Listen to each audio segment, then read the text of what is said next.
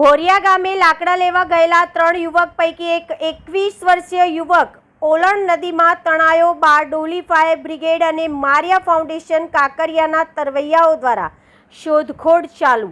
સુરત જિલ્લાના અંબિકા તાલુકાના ભોરિયા ગામના પટેલ ફળિયામાંથી 3 યુવકો ઓલણ નદીમાં વરસાદી પાણીમાં તણાઈ આવેલા લાકડા લેવા માટે ગયા હતા. આ દરમિયાન ઘનશ્યામ નરેશભાઈ પટેલ ઉંમર વર્ષ 21 અચાનક નદીના પાણીમાં તણાઈ ગયા હોવાની ઘટના સામે આવી છે. ઘટનાની જાણ વાયુ વેગે ફેલાતા મોટી સંખ્યામાં સ્થાનિક લોકો ઘટના સ્થળે દોડી આવ્યા હતા. ત્યારબાદ બારડોલી ફાયર બ્રિગેડ અને મારિયા ફાઉન્ડેશનના કાંકરિયા ટીમ સ્થળ પર પહોંચી યુવકની શોધખોળ શરૂ કરી હતી.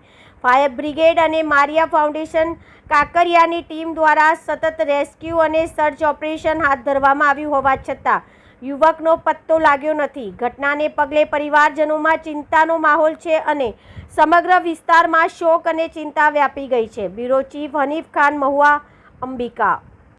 આવા જ સચોટ સમાચાર માટે હલચલ ભારત ન્યૂઝ 24 ને સબસ્ક્રાઇબ કરો અને બેલ આઇકોન દબાવો. નમસ્કાર, ધન્યવાદ.